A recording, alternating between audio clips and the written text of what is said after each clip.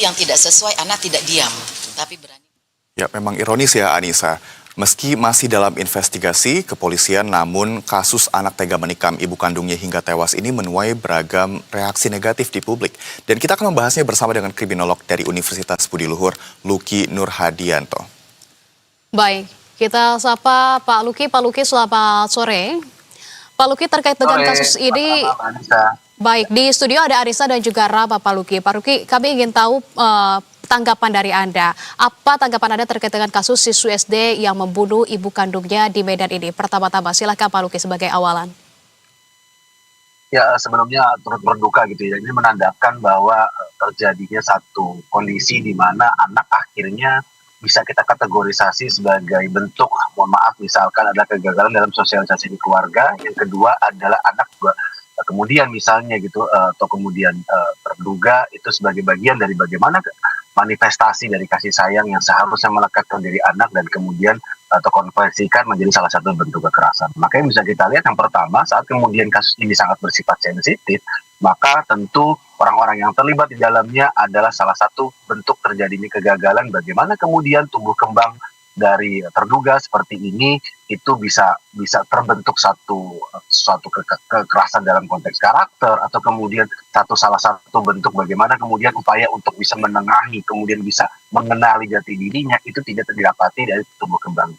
Yang kedua yang bisa kita kategorisasi berikutnya adalah kondisi impulsif inilah yang menandakan generasi alfa seperti itu ya kalau kita lihat dari dari background latar belakangnya, maka kita kategorisasi dia tidak memiliki kemampuan untuk bisa mengenali dirinya, itu yang pertama. Yang kedua adalah mudahnya terstimulus oleh sesuatu yang dikategorisasi munculnya dorongan-dorongan eksternal. Apakah memang kondisi dari keluarganya, apakah kemudian kondisi dari lingkungan persekolahan misalnya seperti itu, atau kemudian ada stimulus yang sangat reaktif saat kemudian adanya dia melihat kakaknya misalnya gitu ya mendapati perlakuan dari orang tuanya, terus kemudian dia terpantik dan dia melihat bahwa ini adalah salah satu upaya untuk bisa memberikan satu dukungan tertentu kepada anggota keluarganya, maka tentu upaya-upaya inilah yang seharusnya bisa terfasilitasi dalam bentuk apa? Apakah kemudian keluarga ini memiliki komitmen bersama seperti itu? Jika memang ada satu masalah, tentu tidak akan memberikan satu bentakan atau kemudian satu omelan di depan anggota keluarga lainnya. Yang kedua, involvementnya sejauh mana? Apakah memang keterlibatan dari orang tua itu menjadi bagian tersendiri dari tumbuh kembang anak tersebut? Yang ketiga adalah salah satu bentuk kepercayaan. Jika memang anak-anak ini atau kemudian anggota keluarga memiliki satu kepercayaan, sejauh mana kemudian orang tua bisa memberikan pemahaman terhadap nilai-nilai apa saja yang kemudian dapat dilakukan atau nilai-nilai apa saja yang seharusnya memang tidak dilakukan saat kemudian dia berinteraksi dengan orang tua atau kemudian dari anggota keluarganya. Jadi kedua aspek inilah yang menandakan terjadi satu krisis gitu ya, yang kemudian akhirnya menjadi PR kita bersama bahwa keberadaan dalam konteks edukasi ini tidak hanya kemudian melekat di lingkungan sekolah, tapi ternyata lingkungan keluarga lah, nuclear family inilah yang seharusnya bisa menjadi sosialisasi pertama tumbuh kembang dari tersangka terduga tersebut. Kurang lebih demikian.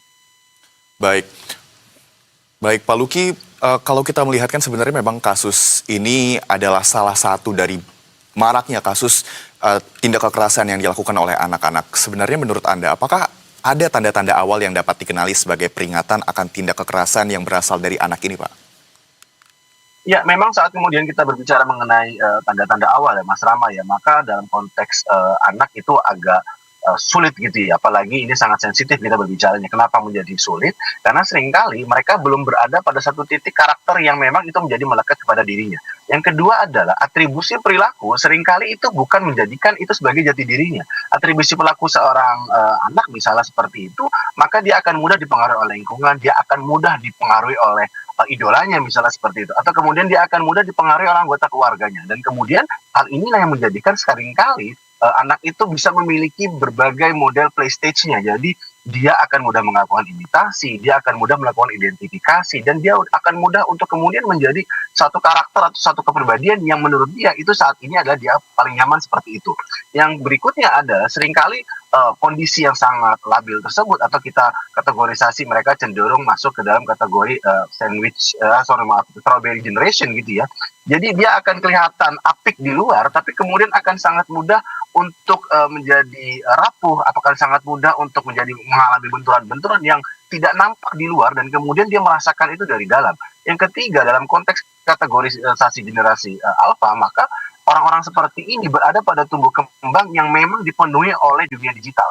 Mereka akan sangat mudah terinfluence dari bagaimana pengaruh dari media sosial seperti itu, atau kemudian dia akan sangat mudah terinfluence bagaimana kemudian perlakuan keluarga yang seharusnya dia dapati, terus kemudian dia tidak bisa mendapatkan itu di keluarganya sendiri. Atau yang bisa jadi juga stimulus-stimulus yang bersifat eksternal saat dia tidak memiliki kemampuan untuk bisa memilah mana yang baik atau mana yang tidak bisa dia lakukan, maka dia akan melihat dari perlakuan apa sih yang dia dapatkan dari anggota keluarganya, perlakuan apa yang kemudian dia harus dapati jika memang dia saat kemudian merasa sedih, dia kemudian merasa membutuhkan kasih sayang, atau dia melihat sendiri anggota keluarganya mendapati, mohon maaf, misalnya domestic violence yang dia lakukan oleh orang tuanya. Dan saat kemudian dia mendapati itu, dia tidak memiliki kemampuan untuk bisa memilah lagi apa yang kemudian dia harus lakukan, apa yang kemudian dia harus tampilkan di depan orang tuanya, di depan anggota keluarganya. Dan saat kemudian dari stimulus untuk bisa melakukan sesuatu, seringkali impulsivitas atau kemudian emosi saat itulah yang mendominasi bagaimana kemudian dia bisa berperilaku.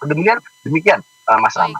Baik Pak Luki, dari sekian banyak faktor yang Anda sampaikan begitu ya, ini sebetulnya apa yang paling kerap luput untuk bisa dibaca baik itu oleh keluarga maupun kita dari lingkungan sekitar begitu ya, untuk bisa melihat hal-hal tersebut. Yang paling kerap luput sebetulnya apa dan bagaimana idealnya kemudian negara untuk mengatasi hal ini, karena kita tahu bahwa usia dari anak yang berhadapan dengan hukum ini masih sangat muda, masih sangat dini sekali begitu ya, 12 tahun Pak Luki.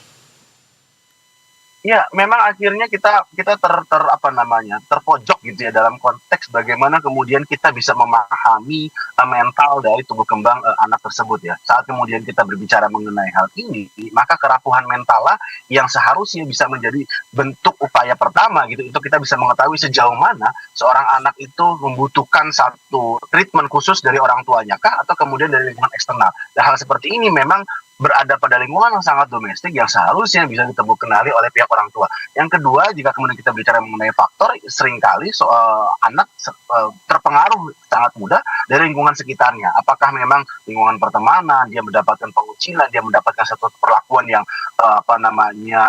didera di masa sekolah, dan kemudian dia tidak bisa meluapkan itu di lingkungan rumahnya. Dan yang ketiga, tentu dalam konteks digital dunia seperti ini, maka seringkali juga mereka kemudian terinfluence dari sesuatu yang sangat bersifat artifisial, sesuatu yang bersifat semu, dan menjadikan patron-patron di dunia digital itu sebagai upaya di mereka untuk bisa bertingkah laku. Tapi saat kemudian kita bicara mengenai kondisi anak, maka pihak orang tua dalam hal ini adalah orang-orang yang terlibat dalam konteks pengasuhan itu memiliki satu peran vital.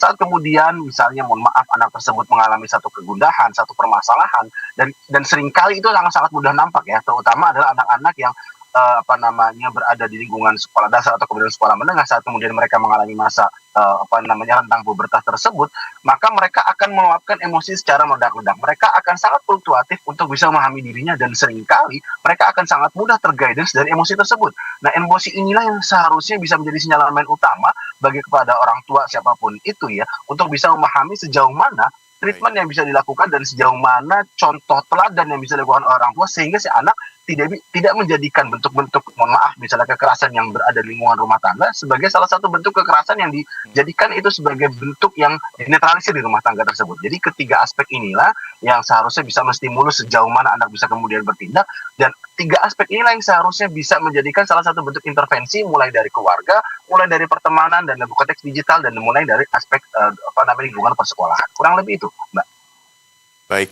Berarti proses intervensi ini juga menjadi peran yang penting, Pak. Tapi sekarang karena dari kasus A ini juga sudah terjadi proses hukumnya. Kira-kira bagaimana proses rehabilitasi bagi anak yang paling ideal untuk kasus A dan juga untuk kasus anak-anak yang lain, Pak? Apakah sistem yang kita miliki sekarang ini sudah cukup baik atau mungkin ada gap yang bisa diperbaiki oleh pemerintah?